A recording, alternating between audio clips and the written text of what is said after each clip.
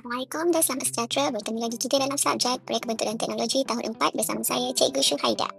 Jadi pada hari ini iaitu jenis-jenis garisan dalam lakaran.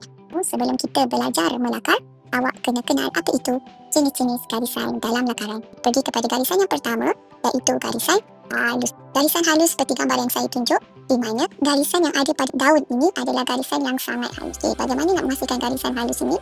Kita menghasilkan garisan halus mestilah menggunakan mata pensel yang tajam. Biasanya awak akan gunakan pensel mekanikal ataupun pensel kayu yang diasah dengan tajam. Garisan kedua iaitu garisan tebal. Mata pensel yang akan digunakan ialah mata yang agak kasar. Biasanya kita guna pensel kayu yang 2B. Ini garisan tebal. Awak juga boleh tengok contoh pada kuda belang yang saya tunjuk ni.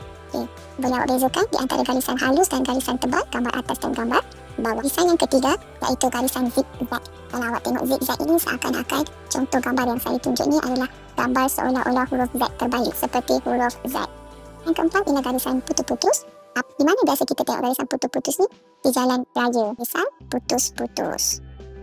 Dan yang kelima ialah garisan berlingkar. Contoh ubat nyamuk zaman atuk nenek kita dulu kan, ataupun gambar mata yang sedang pening. Garisan yang terakhir ialah garisan beralun. Contoh dia seperti di padang pasir. Pasir itu berombak, ataupun kita boleh nampak pada situasi di laut, ombak beralun. Harap semua murid boleh mengerti 6 jenis garisan yang telah kita pelajari pada hari ini, iaitu garisan halus, garisan tebal, garisan zigzag, garisan putus-putus, garisan berlingkar dan garisan beralun. Saya akan tunjuk contoh bagaimana kita nak menghasilkan ke-6 jenis garisan ini dalam satu lakaran.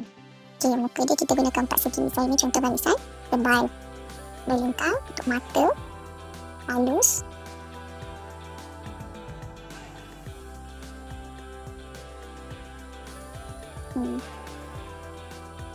zigzag.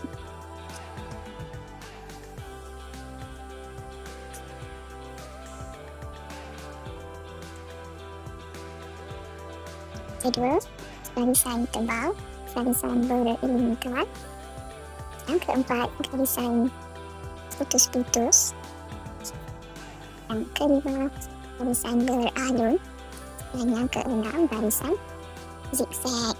Itu saja pembelajaran kita pada hari ini. Sekian, terima kasih. Assalamualaikum. Jangan lupa lakarkan satu gambar robot dengan mengaplikasikan ke-6 jenis garisan yang telah kita pelajari pada hari ini. Bye.